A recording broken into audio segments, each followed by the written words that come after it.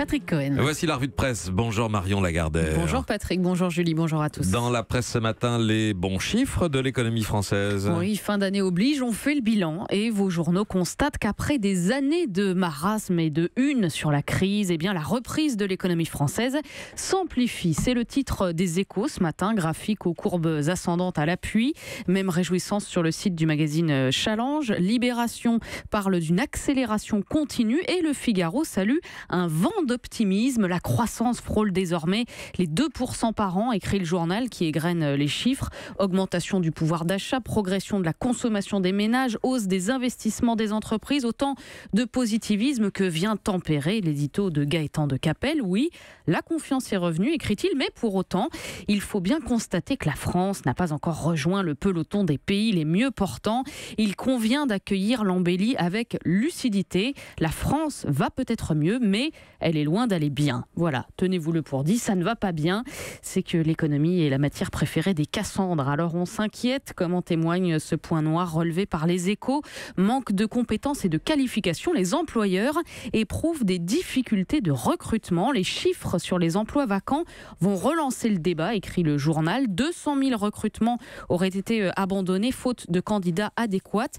Au pays du chômage roi, combien y a-t-il d'emplois non pourvus en France ?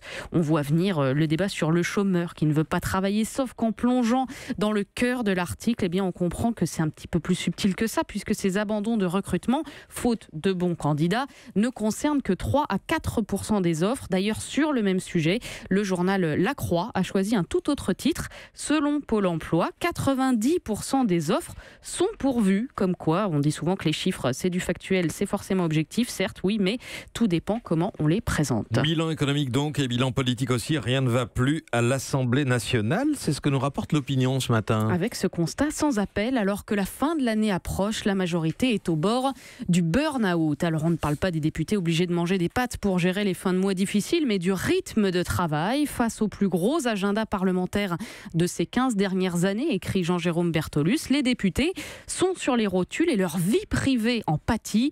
On est parti pour un nombre de divorces sans précédent, assure François-Michel Lambert de La République En Marche.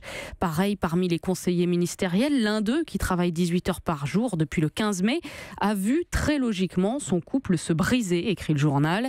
Je n'ai jamais connu ça, raconte Amélie de Montchalin, députée En Marche. C'est plus compliqué que lorsque je travaillais dans un grand groupe où, certes, c'était déjà très intense, mais où on considérait que j'avais le droit de rentrer, coucher mes enfants. Un enjeu, dit-elle, qui ne concerne pas que les députés, mais aussi beaucoup de professions comme les policiers, les personnels hospitaliers. Commentaire de la secrétaire d'État Marlène Schiappa: quand on gagne 5 000 € par mois et qu'on a la chance de représenter le peuple français, se plaindre, c'est choquant. Problème d'agenda, donc de vie privée, de surmenage, mais il y a surtout un problème de fond soulevé par le député François Ruffin qui fait lui aussi le bilan dans une tribune publiée par le Huffington Post. L'Assemblée ne fait pas la loi, dit-il, les textes nous tombent tout droit de l'Élysée, la séparation des pouvoirs n'est qu'une fiction, c'est une évidence pour tous, il ne nous reste que l'apparat.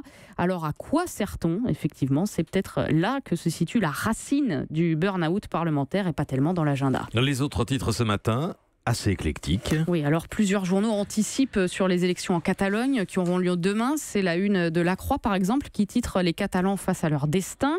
Reportage à lire aussi dans Libération, où François Musso raconte qu'après 2 mois de crise intense, des familles entières ne se parlent plus. Une fracture que confirme aussi Midi Libre par la voix de Français installés à Barcelone. On marche sur des œufs, raconte Thibault. Chaque façade a son drapeau, soit espagnol, soit catalan. Certains ne parlent plus à leurs voisins à cause de ça. À lire donc dans Midi Libre. Autre titre aussi, les suites de l'enquête sur l'accident de car scolaire à Millas, en une de la Dépêche du Midi et de l'Écho de la Haute-Vienne. Et puis, on compte aussi le lot de sujets quotidiens autour des fêtes de fin d'année. La palme du plus original à mon goût revenant ce matin à l'Est républicain, édition de Besançon, qui vous explique que la grande tendance cette année, c'est de faire un repas de Noël entièrement végane, sans viande, exclusivement végétale. C'est possible, nous dit le journal. Plusieurs chefs ont relevé le défi. En bref, pas de saumon fumé, pas de foie gras, pas de chapon, mais beaucoup de tofu et de lentilles. Reportage dans l'Est républicain. J'aimerais bien voir le résultat. Enfin, on fête aussi un anniversaire. Oui, celui de Kylian Mbappé. C'est le Parisien qui nous l'apprend avec cet appel en une. Joyeux anniversaire champion, 19 ans et déjà tout d'un grand.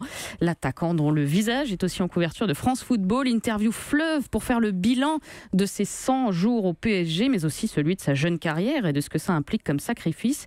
Le plus dur, c'est de s'interdire les choses simples de la vie, dit-il. J'ai loupé tout ce qui peut faire le quotidien d'un adolescent normal. Plus tard, je ne pourrai même pas raconter à mes enfants mes bêtises d'ado car je n'ai pas eu le temps d'en faire. C'est mon seul regret. Mbappé qui, malgré l'insistance du journaliste sur le thème « La vie est dure », refuse de se plaindre. Je ne comprends pas ceux qui parlent de sacrifice, dit-il. Pour moi, le vrai sacrifice, ce serait de me lever tôt le matin pour aller bosser. Et ça, je ne sais pas si je pourrais le faire. Voilà, interview lucide et pas pédante à lire donc dans France Football. Il y a de la cervelle dans ce jeune garçon. Le vrai sacrifice, ce serait de me lever tôt le matin pour aller bosser. Oui. Il fallait noter cette phrase. Dire ça à nous. Ça parle à Julie. Non, mais attendez, sérieusement, c'est une jolie phrase pour un footballeur et pour quelqu'un qui est dans cette posture-là. Merci à vous, Marion Lagardère, pour la revue de presse. Europe 1.